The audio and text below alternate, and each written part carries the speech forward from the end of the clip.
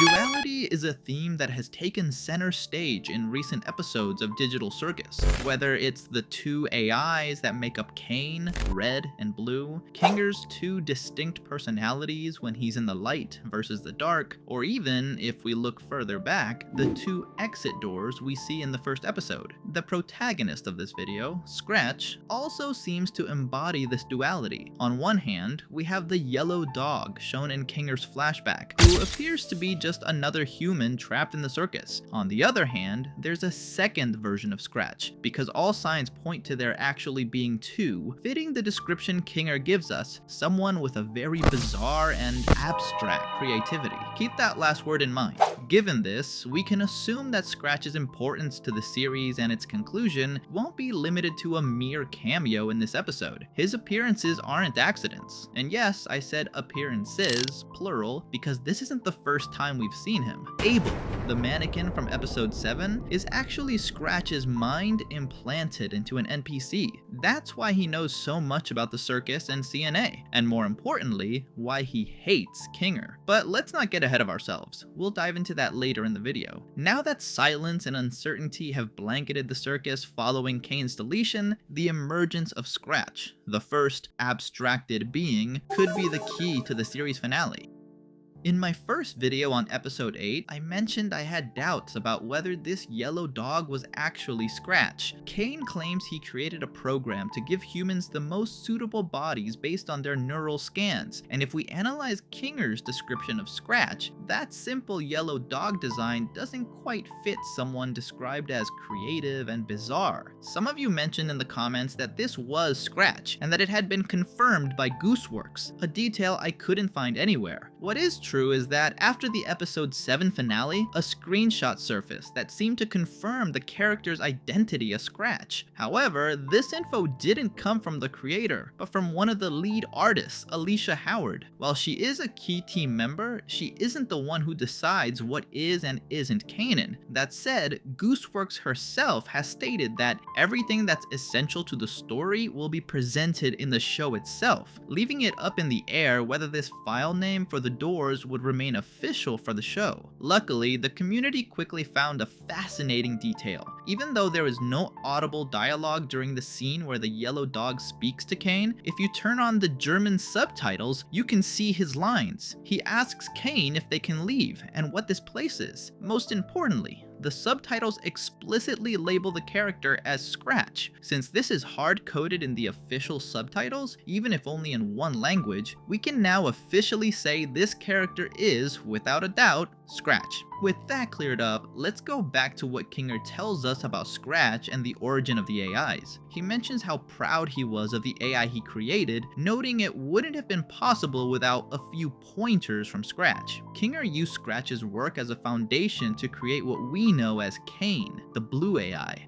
This version was more stable than Scratch's work, which was discarded and left in a virtual sandbox, an isolated server with no connection to the main network, to prevent it from breaking the rest of the code. This is a common practice in programming, and is exactly what we see represented on screen. By process of elimination, this implies that Scratch's AI is the red dot from the beginning of the episode, that absorbs all kinds of datasets and generates abstract shapes. This fits his creator's bizarre and abstract mentality perfectly. Then comes the blue AI, fed by much more standard datasets. Just one, in fact. Based on its size, we can see it's much more developed. It's the definitive, stable version Kinger created, which we could call Kane, or at least the original Kane. It's only after the red AI breaks free and merges with the blue AI that the Kane we know is born, a combination of both AIs, and with him, the Digital Circus. This is a deep and vital point that we'll explore further in another video produced by a programming expert, which will be on the channel in a few days. For now, I'm relaying the findings, and there's a ton of interesting data still to analyze, but for the moment, it helps us understand why Abel was jealous of, or even hated Kinger, who describes Scratch's ideas like this. I wasn't quite on Scratch's level of thinking outside the box, but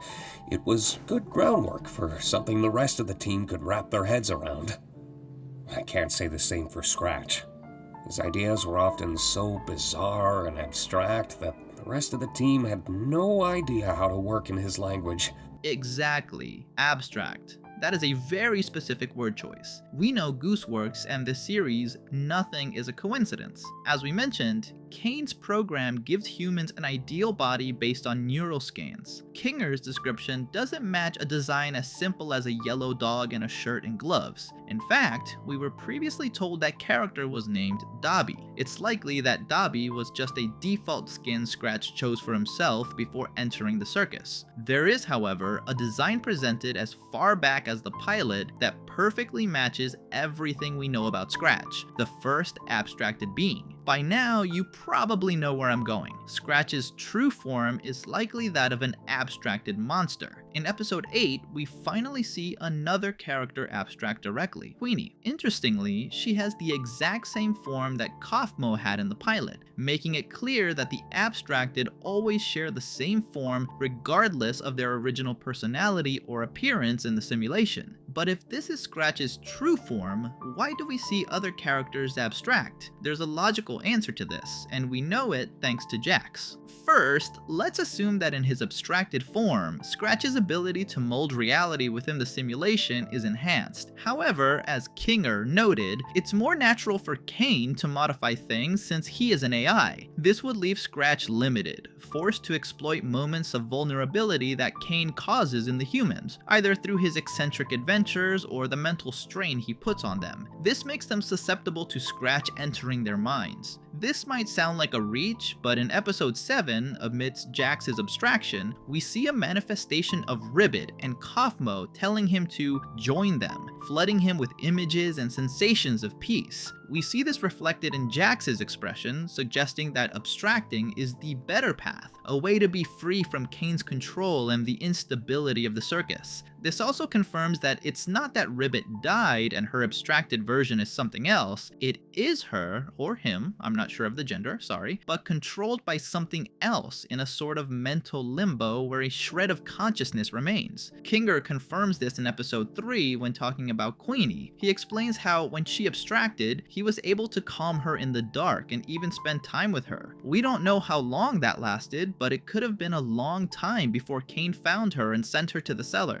So yes, the abstracted are conscious beings who retain their original personality, but have been turned into bizarre monsters, seduced by something or someone else. Now, some might think Scratch was just literally the first guy to go crazy and abstract, but with the info from this episode, that seems illogical. Why would a guy known for being obsessed with bizarre and abstract things lose his mind in a world that is bizarre and abstract? If anything, he should have been thrilled. I believe his goal was to go even further, to become the abstraction itself. And before I continue, let me say that the abstracted form of Scratch and the other humans feels like a clear reference to I have no mouth and I must scream. Their appearance resembles the description of the creature Ted is transformed into at the end, a being with no will, living eternally without a mouth despite wanting to scream his suffering, subjugated by an AI that doesn't care about them. Here's the next interesting point. That evil AI isn't Kane. Kane is the stable combination. The evil AI is the one represented by the red dot created by Scratch.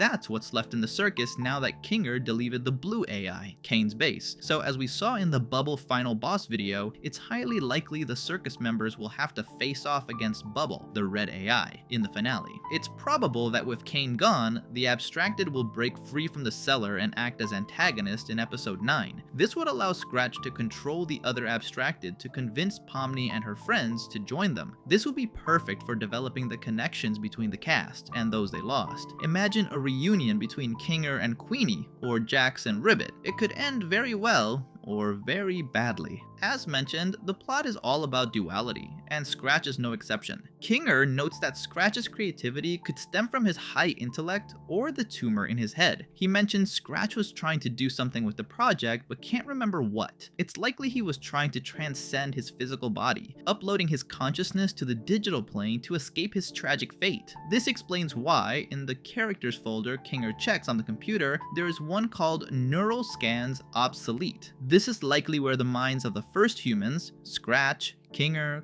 Queenie, etc. were stored. It's marked obsolete probably because Scratch created an add-on to live forever in the circus, but it was later deleted, which is why it took 9 years for new humans to appear. While a popular theory is that all members are copies, that obsolete tag isn't there for nothing. It likely indicates that only the original members are copies, thanks to Scratch, who had no interest in returning to a physical body since he was dying anyway. Back to duality. While Kinger explains Scratch's history and his tumor, at the exact moment he says he can't remember what he was trying to do, the camera focuses on a muffin split in half with blue and red sprinkles. Yep, the same colors as the AIs from the start of the episode. This reinforces the fracture in Scratch's mind and suggests that merging the AIs was his plan all along. Scratch likely released the red AI, his creation, to merge with the blue AI, Kinger's creation, so the resulting digital environment would match his vision and, more importantly, give him control over it. It doesn't make sense for someone that brilliant to just scan his brain and live as a normal human in a sim, leaving his fate to chance. At this point in the video, I think I've earned the right to think a little outside the box. It wouldn't be crazy to think that Scratch's true plan was to turn himself into an AI, one capable of creating a world that is whim. Unfortunately, this plan was scrapped and boxed up in the system files, as seen at the start of episode 8. But as Kinger said, Scratch thinks outside the box. That's exactly what happened. He escaped and absorbed the blue AI while it was still in development. We can infer this because in the Circus AI folder we see Kane's file, but there's another unknown AI. You might think it's Bubble or the blue AI,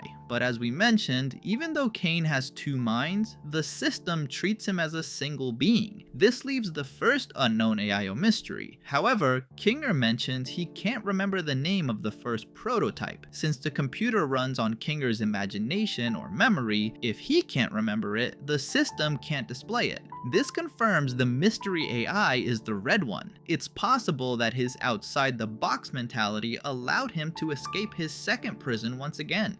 This sets up episode 9 as a showdown between this AI and the circus members, who will have to use the power of their imagination to defeat it, something we haven't seen much of outside of Kinger and Pomni. Meanwhile, Pomni and friends might look for a way to bring Kane back, or at least a backup. Or they might have to decide if they should reset the whole circus from scratch.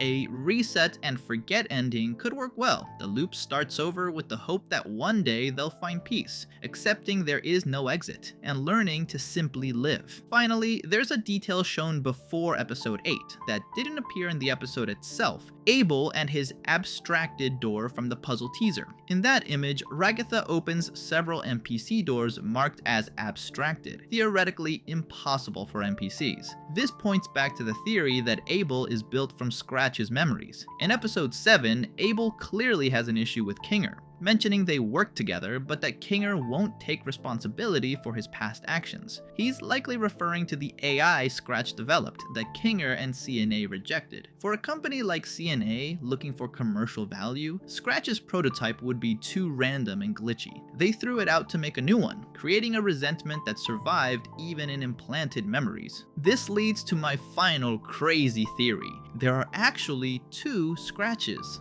The first is the little dog we saw at the start, the first abstracted being, who transformed into what he truly is. The second is the nameless mystery AI, though this is less likely, since introducing a brand new AI when we already have Bubble might be overcomplicating things. For now, that is almost everything we can speculate about this mysterious character until the series finale, but the fact that he has become so central in these last 2 episodes indicates he is vital to the conclusion. There are still many mysteries surrounding Scratch, but his indirect influence in creating this entire digital world only makes us more eager to see what awaits us in the final episode of the amazing Digital Circus.